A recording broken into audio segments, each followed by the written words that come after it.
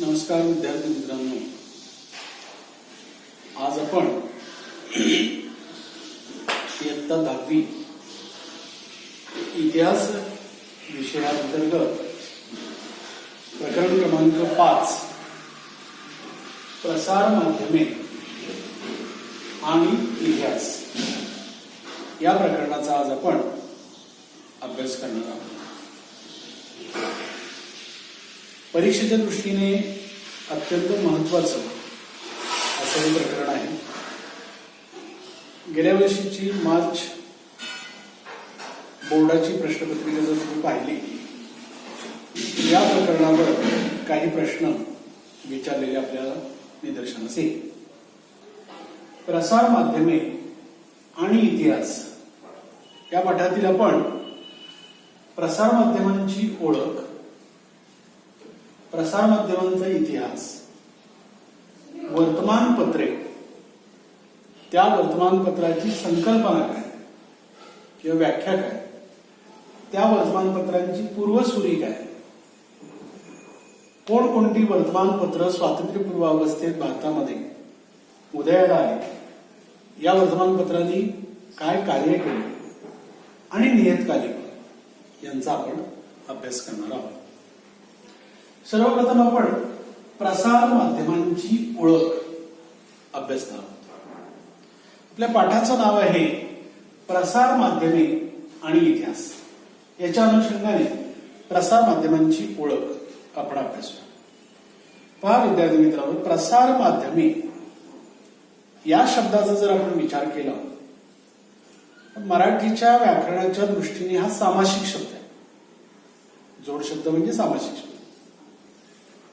दुसऱ्या अर्थाने विचार केला तर प्रसार माध्यमे या शब्दाची आपल्याला फोड करता येते, म्हणजे संधी करता येते. कशी? तर प्रसार अधिक माध्यमे बरोबर प्रसार माध्यमे. आता प्रसार म्हणजे काय? तर एखादी गोष्ट, एखादी बाब, एखादी घटना, एखादी बातमी दूरवर पोहोचवणे याला आपण प्रसार म्हणतो. आणि ते पोहोचवण्याचं जे साधन आहे त्याला आम्ही काय म्हणतो? माध्यम. म्हणजे एखादी घटना एका ठिकाणाहून दुसऱ्या ठिकाणी, एका व्यक्तीकडून दुसऱ्या व्यक्तीकडे, एका समूहाकडून दुसऱ्या समूहाकडे, एका समाजाकडून दुसऱ्या समाजाकडे ज्या माध्यमातून पोहोचवली जाते त्याला आपण प्रसार माध्यम असं म्हणतो. आणि इतिहास म्हणजे काय? तर आपण यापूर्वी अभ्यास केला. भूतकाळामध्ये घडलेल्या घटना क्रमबद्ध पद्धतीने त्याची मांडणी करणे आणि वर्तमानात त्याचं उपयोजन करणे याला आपण इतिहास म्हणतो. म्हणजे प्रसार माध्यमांची ओळख हे आपण अभ्यासत असताना आपल्या लक्षात येईल की अशी आख्यायिका आहे की पूर्वी लेखन कला अवगत नव्हती, त्यावेळेला एखादी बातमी दुसऱ्यापर्यंत कशी पोहोचवली जात होती? तर एखाद्या पक्षाच्या माध्यमातून पोहोचवली जात होती, किंवा राजदरबारामध्ये एखादा सेवक असायचा. तो सेवक हातामध्ये चर्मवाद्य घ्यायचा आणि गावामध्ये चौका चौकामध्ये उभा राहून तो दौंडी पिटायचा आणि त्या दौंडीच्या माध्यमातून एखादी बातमी, राजाचा आदेश, सरकारी हुकूम जनतेपर्यंत पोहोचवला जायचा. म्हणजे पक्षाच्या माध्यमातून, दौंडीच्या माध्यमातून. कालांतराने परिस्थिती बदलत गेली. पोस्टमॅनच्या साह्याने ही बातमी घराघरापर्यंत पोहोचली. आणि आज विचार केला तर इंटरनेटच्या साह्याने, मोबाईल असेल, व्हॉट्सअप असेल, मेसेज असेल, याच्या साह्याने बातमी ही लोकांपर्यंत पोहोचवली जाते. अशी ही प्रसार माध्यमांची ओळख आहे. आता प्रसार माध्यमांचा इतिहास काय सांगतो? भारतातल्या प्रसार माध्यमांचा इतिहास काय सांगतो? तर इंग्रज भारतामध्ये आले. किती साली? इसवी सन 1600 साली. इंग्लंडमधल्या ब्रिटिश पार्लमेंटने त्यांच्या देशातल्या ब्रिटिश ईस्ट इंडिया कंपनी या व्यापारी कंपनीला भारतामध्ये जाऊन व्यापार करण्याची मुभा दिली, परवानगी दिली. ज्या वेळेला इंग्रज भारतामध्ये आले त्यावेळेला मुद्रण कलेचा शोध लागला, छपाई यंत्रांचा शोध लागला आणि मग वर्तमानपत्र छपाई स्वरूपामध्ये प्रकाशित होऊ लागली आणि बातम्या, आदेश, हुकूम, निवेदनं ही लोकांपर्यंत पोहोचवली जाऊ लागली. अशा प्रकारे हा प्रसार माध्यमांचा इतिहास आहे. आता वर्तमानपत्र कशाला म्हणायचं? तर जे वर्तमानपत्र नियमित छापलं जातं, नियमित प्रकाशित केलं जातं आणि नियमित वितरित केलं जातं, अशा नियमित वितरित होणाऱ्या, प्रकाशित होणाऱ्या, छपाई होणाऱ्या वार्तापत्राला आपण म्हणतो.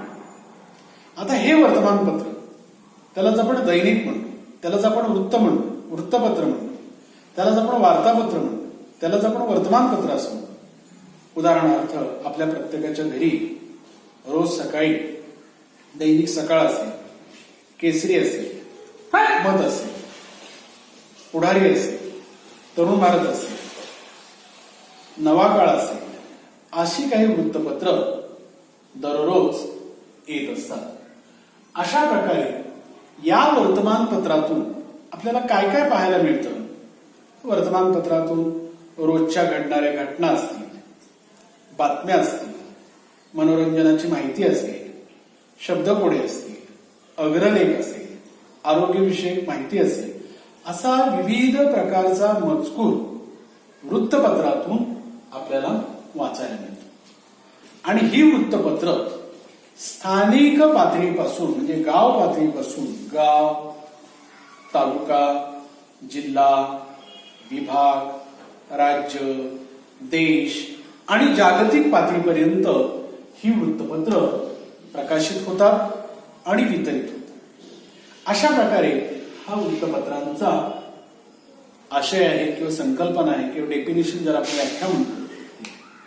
आता या वर्तमानपत्रांची पूर्वसुरी काय आहे? पूर्वसुरी म्हणजे काय?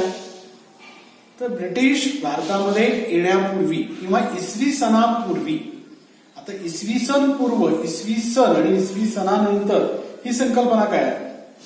ज्या वेळेला ख्रिस्ताचा जन्म झाला तर जन्मपूर्व अवस्था ही इसवी सन पूर्व अवस्था आणि जन्मानंतरची अवस्था ही इसवी सणाची. तर वृत्तपत्राची किंवा वर्तमानपत्राची पूर्वसुरी काय आहे? जगभरामध्ये कोणत्या माध्यमातून बातम्या किंवा घटना लोकांपर्यंत पोहोचत होत्या, हा प्रश्न गेल्या मार्चच्या परीक्षेला आलेला होता. तर उदाहरणार्थ इजिप्त आहे. तर इजिप्तमध्ये जे काही सरकारी आदेश आहेत, या सरकारी आदेशांचा लेख कोरला जायचा आणि हा कोरीव लेख सार्वजनिक ठिकाणी लावून ठेवला जायचा. म्हणजे इजिप्तमध्ये एखादी बातमी लोकांपर्यंत पोहोचवायची असेल, सरकारी आदेश लोकांपर्यंत पोहोचवायचा असेल, तर त्या आदेशाचा कोरीव लेख तयार करून तो सार्वजनिक ठिकाणी लावला जायचा. ही इजिप्त. रोमन साम्राज्यामध्ये काय केलं जायचं? तर रोमन साम्राज्यामध्ये एखादा हुकूम असेल राजाचा, तर तो कागदावर लिहून काढला जायचा आणि हे कागद ठिकठिकाणी लोकांना काय केले जायचे? वाटले जायचे.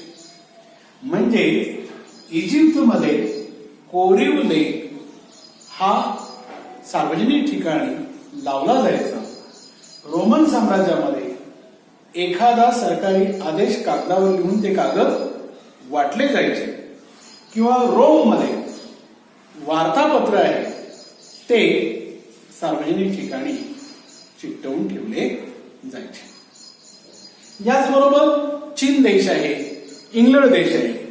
तर चीन देशामध्ये एखादं सरकारी निवेदन आहे, ते सरकारी निवेदन चौकाचौकात सार्वजनिक ठिकाणी लोकांपर्यंत ते वाटलं जायचं. इंग्लंडमध्ये सुद्धा तसंच आहे. इंग्लंडमध्ये सुद्धा घडणाऱ्या घटना असतील, तिथल्या लढाया असतील, याची वर्णनं कागदावर लिहून ते कागद सार्वजनिक ठिकाणी वाटले जायचे. याचबरोबर आपल्या देशामध्ये युरोपातले, परदेशातले काही प्रवासी आहेत, काही फिरस्ते आहेत आणि हे प्रवासी, हे फिरस्ते आपल्या देशातल्या धर्मशाळांमध्ये राहायचे आणि तिथल्या लोकांना वेगवेगळ्या ठिकाणच्या बातम्या ते रंगवून सांगायचे. याचबरोबर काही राजे होते, त्या राजांचे राजदरबार होते, त्या राजदरबारातील मंडळी देशोदेशी जायची आणि तिथल्या बातम्या, तिथल्या घटना राजदरबारामध्ये पाठवल्या जायच्या.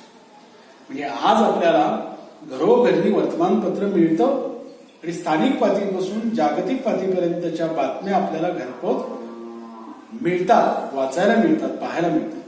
पण ज्या वेळेला स्वातंत्र्यपूर्व अवस्था होती किंवा इसवी सन पूर्वचा काळ होता, त्यावेळेला ज्या वेळेला मुद्रणकला उगत नव्हती, छपाई यंत्रांचा शोध नव्हता, लेखनकला विकसित झालेली नव्हती, त्यावेळेला जगामध्ये एखादी बातमी, सरकारी निवेदन, सरकारी आदेश, एखादी घटना, लढाईचं वर्णन हे कोणत्या माध्यमातून केलं जात होतं याचं वर्णन मी तुम्हाला सांगितलं. त्यामध्ये इजिप्त आहे, रोमन साम्राज्य म्हणजे रोम आहे, चीन आहे, इंग्लंड आहे. आता आपण भारतामध्ये स्वातंत्र्यपूर्व अवस्थेमध्ये कोणकोणती वृत्तपत्र प्रकाशित झाली याचा अभ्यास करू. जसं मी मागे सांगितलं की आज वर्तमानपत्र आपल्याला कुठली कुठली पाहायला मिळतात, तर महाराष्ट्र टाइम्स असेल, लोकसत्ता असेल, दैनिक सकाळ असेल, तरुण भारत असेल, पुण्यनगरी असेल, पुढारी असेल, नवाकाळ असेल, केसरी असेल. पण स्वातंत्र्याच्या पूर्वी भारतामध्ये कोणकोणती वृत्तपत्र प्रकाशित झाली? तर स्वातंत्र्याच्या पूर्वी भारतावर इंग्रजांचं राज्य होतं आणि इंग्रजांना या भारतामध्ये व्यापार करायचा होता, राज्य करायचं होतं, तिथल्या लोकांशी संपर्क संवाद साधायचा होता. त्यासाठी त्यांनी इंग्रजी भाषेतून पाश्चिमात्य शिक्षण द्यायला सुरुवात केली आणि म्हणून व्यापारासाठी म्हणा, राज्य करण्यासाठी म्हणा, इंग्रजांनी वृत्तपत्र भारतामध्ये सुरू केलं. त्यातलं पहिलं वृत्तपत्र आहे बेंगॉल गॅझेट. बेंगॉल गॅझेट हे वृत्तपत्र इंग्रजी भाषेत जेम्स ऑगस्ट हिकी याने हे वृत्तपत्र इंग्रजी भाषेतलं भारतामध्ये सर्वप्रथम 29 जानेवारी 1780 रोजी सर्वात प्रथम भारतामध्ये प्रकाशित केलं. म्हणजे जेम्स ऑगस्ट हिकी या आयरिश व्यक्तीने 29 जानेवारी 1780 रोजी बेंगॉल गॅझेट नावाचं इंग्रजी भाषेतलं पहिलं वृत्तपत्र भारतामध्ये सुरू केलं. दुसरं आहे दर्पण. दर्पण या शब्दाचाच अर्थ आहे आरसा. दर्पण या वृत्तपत्रामध्ये समाजाचं प्रतिबिंब उमटलं जायचं आणि या दर्पणचे संस्थापक आणि संपादक होते बाळशास्त्री जांभेकर. दर्पण हे वृत्तपत्र मुंबईमध्ये प्रकाशित झालं, मराठी भाषेतून प्रकाशित झालं, बाळशास्त्री जांभेकरांनी प्रकाशित केलं आणि ते 1832 साली प्रकाशित केलं. आणि म्हणून बाळशास्त्री जांभेकरांना दर्पणकार असं म्हटलं जातं, कारण मराठीतलं पहिलं वृत्तपत्र मुंबई या ठिकाणी 1832 साली बाळशास्त्री जांभेकरांनी प्रकाशित केलं. 6 जानेवारी हा